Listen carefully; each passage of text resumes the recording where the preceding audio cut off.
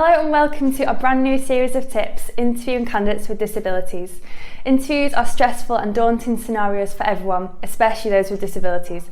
Typical recruitment procedures can create barriers for these people. Many autistic people have a variety of sometimes fantastic skills that would enable them to thrive in certain roles. However, they are often disadvantaged when it comes to the typical recruitment procedure due to difficulties with social communication as well as other people's lack of understanding. In this series of videos, we want to educate you on some of the simple and minor adjustments that you can make to your recruitment procedure to ensure that everyone who applies for your role is not faced with any barriers.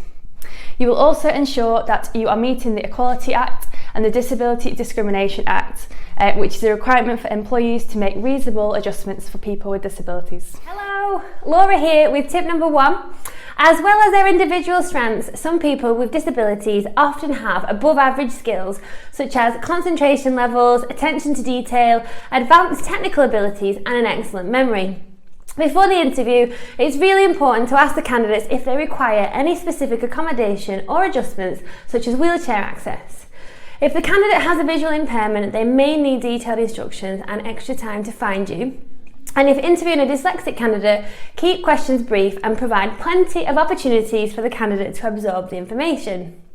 It's important to make sure that any application forms include a space for applicants to highlight any support or adjustments they may need at interview.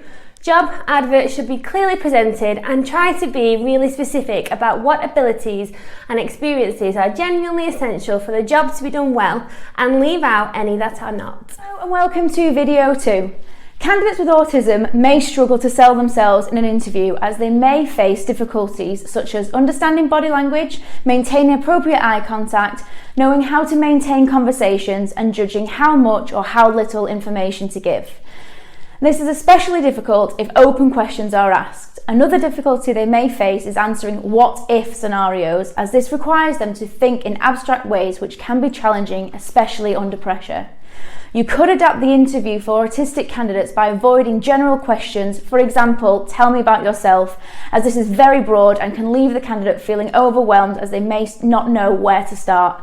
Instead, perhaps ask them, what would you like to do in your spare time? Make sure that your questions are very specific and based on candidates' past and real experiences. And we're here with video number 3, adjustments in an interview. So following on from yesterday, I'm going to give you a few more tips on how you can adapt your interview questions for candidates with disabilities. Avoid hypothetical or abstract questions. For example, how do you think you'll cope with working here if there are lots of interruptions? A better question would be, think back to your last job. Can you tell me how you coped with your work when people interrupted you? Sometimes the candidate may not realise if they're talking too much and may not know how much information to give you. Prompt them by saying, thank you, you've told us enough about that for now, I'd like to ask you another question. Also, be aware that eye contact may be a struggle for the candidate. It may be too strong or fleeting. And be aware that some candidates may take things very literally. For example, if you ask them how they found their last job, they may respond with, I looked on Google Maps. So ensure that your questions are direct and to the point of what you're trying to find out. Hello, today I'm going to talk to you about some of the alternatives to traditional interviews, as these might not be the best way to find out if a candidate is suitable for the job. If you feel this may be the case, then here are some alternatives for you.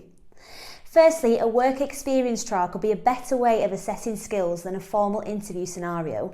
Invite the candidate in for maybe a few days and allow them to work alongside another employee. This way you'll be able to see how they will cope in the workplace. Secondly, invite a supporter to accompany the candidate in their interview. This person can act as a go-between to ease communication between the interviewer and the candidate. They might reword any unclear questions and allow the candidate to answer to the best of their ability. They can also prompt the candidate to understand exactly what the interviewer wants. This will benefit both the candidate and the employer. Another big help is to print off the interview questions to have during the interview. They may find it easier to have the questions clear and in front of them as well as being asked. Hello and welcome to tip 5 in our latest series. There is so much out there to help you and your employees when interviewing and working with candidates with disabilities. The National Autistic website has some fantastic resources around recruitment to ensure that all candidates that have applied for your job have an equal chance. It is very important to understand and educate yourself and your team, as many employers do not realise that people on the autistic spectrum may be highly skilled and be extremely employable. By taking the simple steps mentioned in this series, you'll ensure that you're meeting the Equality Act and also the Disability Discrimination Act.